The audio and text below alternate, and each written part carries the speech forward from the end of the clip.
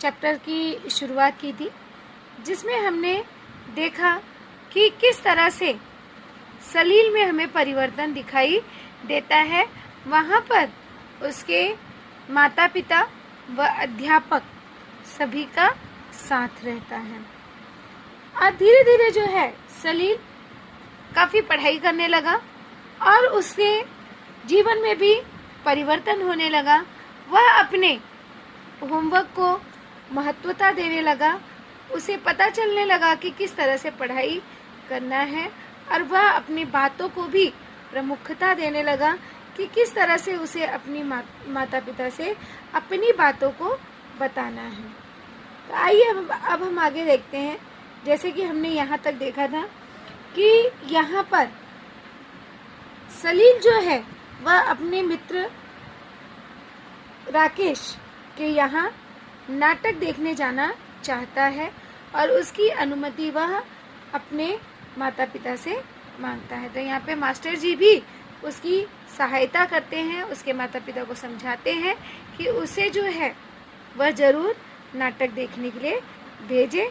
तो यहाँ पे उनकी माँ जो है रामेश्वरी, वह भी मास्टर जी से कहती है कि वह भी वहाँ पर नाटक देखने जाने वाली है और वह उन्हें अपने साथ लिवा लेकर जाएंगी। अब जो है हम उसके आगे देखते हैं कि क्या हुआ और किस तरह से यहाँ पर सलील के मार्क्स में, उसके अंकों में प्रगति हुई। तो यहाँ तक हम देख चुके थे। रामेश्वरी, मैं भी तो जाऊंगी, अपने साथ लिवा ले जाऊंगी। मतलब मास्टर जी के कहने पर वो कहती है कि मैं भी तो वहाँ पर जाने वाली हूँ, तो मैं उसे अपने साथ लिवा ले जाऊंगी। राम किशोर, चलो यह और भी ठीक रहेगा। अध्यापक, राम किशोर जी, हमें पुरानी परंपराओं को छोड़ना होगा और शिक्षा मनोविज्ञान की बातें अपनानी होंगी। ऐसा करने पर ही देश में हम स्वस्थ नागरिक तैयार कर सकेंगे। अर्थात वहाँ पर समझाते कि हम किस तरह से देश में एक अच्छा और स्वस्थ नागरिक तैयार कर सकते हैं। अब यहाँ पे हमारा एक क्वेश्चन बनता है कि स्वस्थ नागरिक तैयार करने के लिए हमें यह करना होगा। अब हमें क्या करना होगा? पहला काम, पुरानी परंपराओं को छोड़ना होगा। ये फर्स्ट पॉइंट होगा। सेकेंड पॉइंट, शिक्षा मनोविज्ञान की बातें अपनानी होंगी। तो ऐसे करने से ही क्या होगा? स्वस्थ नागरिक तैयार होंगे। रामकिशोर, अब रामकिशोर कहते हैं, अब तो मैं उसे छुट्टी में रोज सैर पर भी ले जाता हूँ। मुझसे वह कई प्रकार की बातें भी पूछता है। अर्थात वह जो है अब प्रश्न को पूछने में हिचकिचाता नहीं है। अब यहाँ पे हमारा क्वेश्चन बनता है, जैसे किसने किससे कहा? तो यहाँ पर किसने कहा? अब तो मैं उसे छुट्टी में रोज सैर पर लेकर जाता हूँ। तो राम किशोर जी ने अध्यापक से कहा। उसी तरह से यहाँ पे क्वेश्चन बताया, जैसे नागरिक लिखा है, नागरिक, तो प्रत्यय अलग करके प्रत्यय लिखो। अब नागरिक लिखना है हमें, तो हम क्या लिखेंगे यहाँ पे? नगर धन इक, नगर धन इक, ये हो गया नागरिक। और इक शब्द जो है यहाँ पे, इक हमने प्रत्यय जोड़ा, अर्थात शब्द के बाद एक नया शब्द जोड़ा, इक। तो इक को जोड़ के हो गया नागरिक। तो यहाँ पे इक शब्द जो है वह प्रत्यय है और नगर शब्द मूल शब्द हो गया। सही है, हमें बच्चों का विश्वास जीतना चाहिए। विश्वास जीतने के लिए हमें उनका मित्र बनना होगा। अब ये एक वाक्य में उत्तर लिखूं, जैसे बच्चों का विश्वास जीतने के लिए हमें क्या करना होगा? तो बच्चों का विश्वास जीतने के लिए हमें उनका मित्र बनना होगा। खाली स्थान के लिए भी आ सकता है। खाली स्थान जीतने के लिए हमें उनका मित्र बनना होगा। तो यहाँ पे खाली स्थान जीतने के लिए, अर्थात हमें उत्तर क्या मिला? विश्वास। कि विश्वास जीतने के लिए उनका मित्र बनना होगा। हमें अपने रूखेपन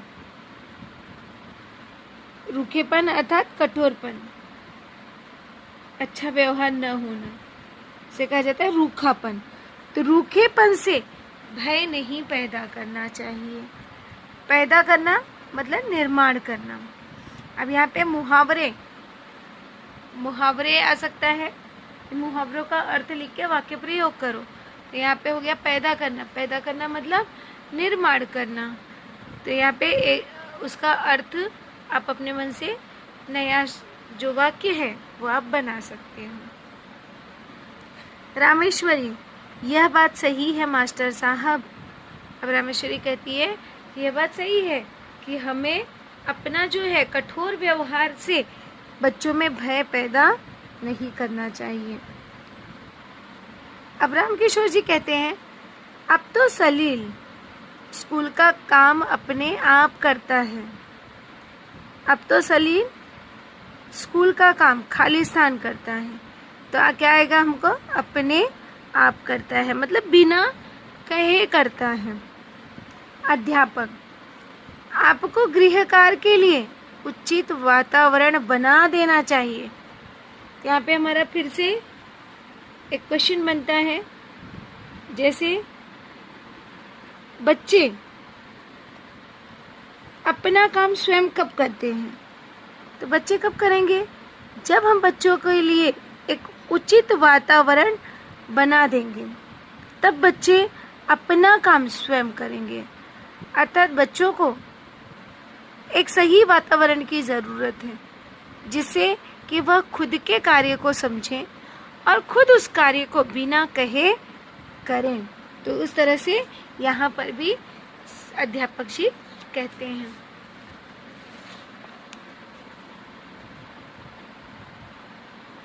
अच्छा, अब अनुमति दीजिए। दोनों नमस्कार करते हैं, अर्थात वह समझाने के बाद फिर नमस्कार करके अध्यापक जी जो हैं वह चले जाते हैं।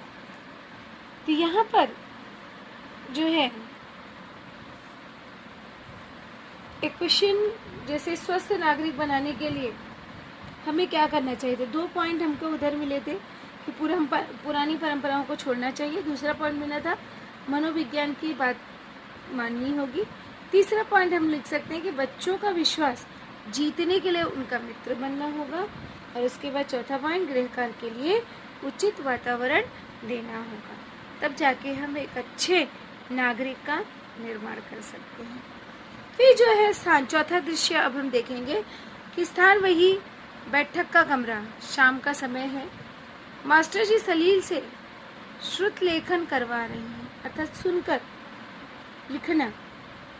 तो इस तरह से श्रुत लेखन करवा रहे हैं। रामकिशोर, मास्टर साहब बधाई हो, सलील अब की छमाही परीक्षा में अपनी कक्षा में प्रथम आया है। यह देखिए अंकों की सूची। अब वो जो है यहाँ पर रामकिशोर जो कि सलील के पिताजी हैं, तो बधाई करते हुए आते हैं कि छमाही की परीक्षा में, अर्थात जो 6 महीने पे जो परीक्षा ली जाती है उसे कहा जाता है छमाही।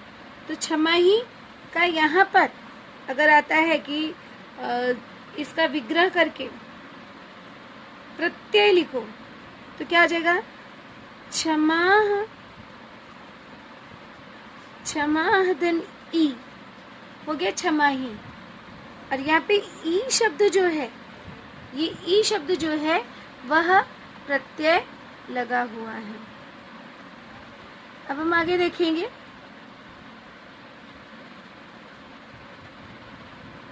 सलील अब की छमाही परीक्षा में अपनी कक्षा में खाली स्थान आया है। क्या आया है? प्रथम। तो अध्यापक जी भी सूची को ध्यान से देखते हुए रामेश्वरी का प्रवेश होता है। रामेश्वरी, क्या बात है, किस बात की खुशी है? मुझे भी मालूम हो। किसने किससे कहा? यहाँ पे रामेश्वरी ने अपने पति रामकिशोर से कहा कि क्या बात है, क्यों लोग जो है वह खुशियाँ बांट रहे हैं। तो रामकिशोर जी कहते हैं सलील छमाही परीक्षा में अपनी कक्षा में प्रथम आया है, मिठाई खिलाओ।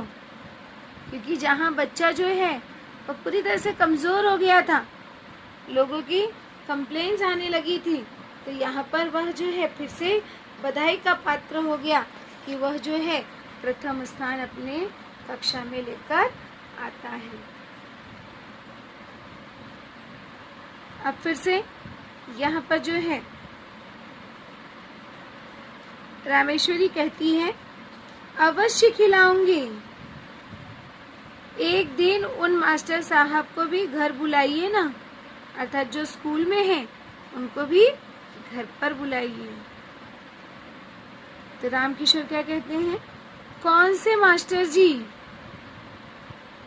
तो अध्यापक, इसका मतलब रामनाथ जी से है, वही जिन्होंने सलील के विषय में पत्र लिखा था, अर्थात उनके कक्षाध्यापक से है, जिसने कि उन्हें जो है पत्र लिखकर बताया था कि उनका बच्चा जो है वह किन किन चीज़ों से की परेशानियों से जूझ रहा है, किसका उन्हें सामना करना पड़ रहा है।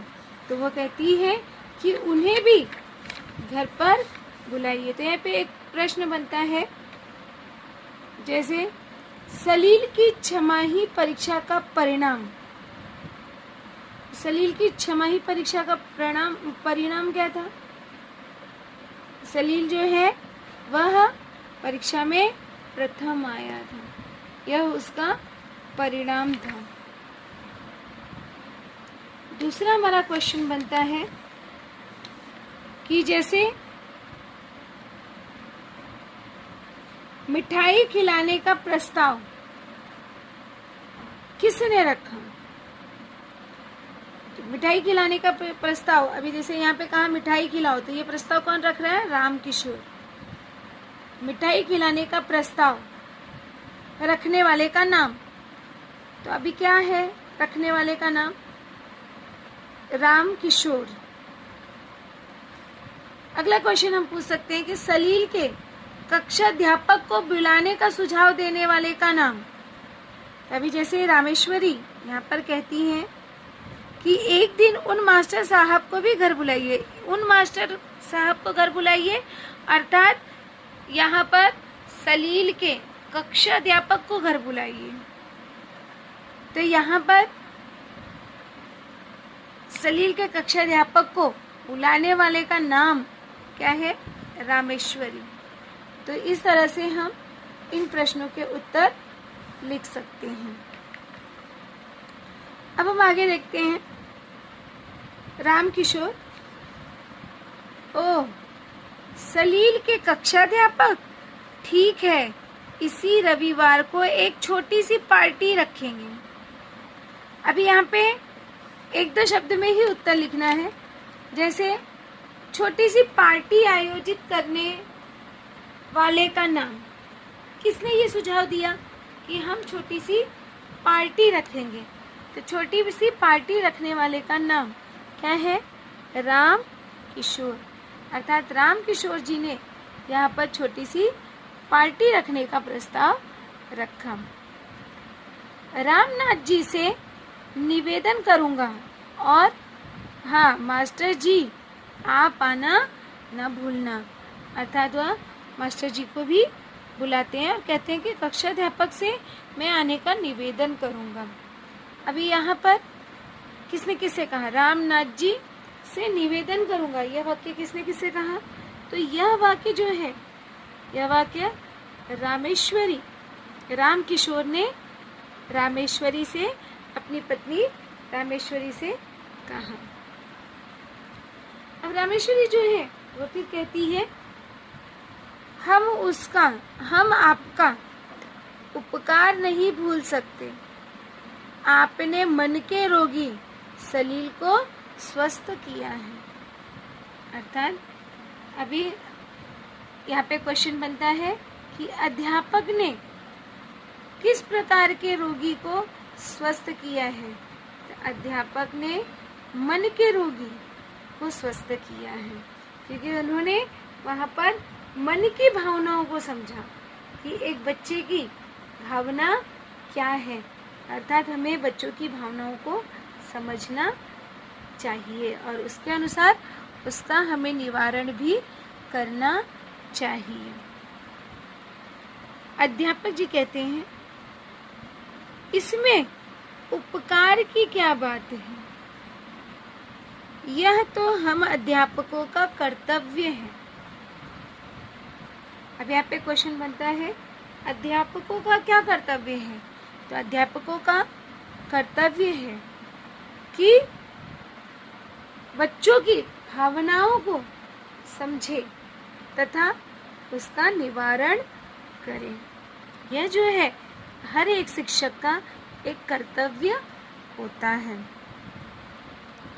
अब जो है आगे हम देखते हैं, रामकिशोर जी कहते हैं, क्या पते की बात कही है मास्टर जी, पर सभी अध्यापक आप और रामनाथ जी जैसे नहीं बन सकते हैं। अब यहाँ पर वह उन्हें कहता है कि क्या बात कही है, अर्थात कितने पते की बात कही है कि सर्वप्रथम हमें बच्चों को समझना ज़रूरी है। एक अध्यापक होने के नाते हम बच्चों की भावनाओं को समझ सकते हैं और खाली उन्हें जो है शारीरिक रूप से नहीं बल्कि मानसिक रूप से भी बच्चों को तेज बनाना एक शिक्षक का और उसके माता पिता का मूलभूत कर्तव्य होता है, अर्थात प्रमुख कर्तव्य होता है। अध्यापक अब वो कहते हैं, बनना पड़ेगा और यदि नहीं बने तो बच्चों का विकास कैसे होगा?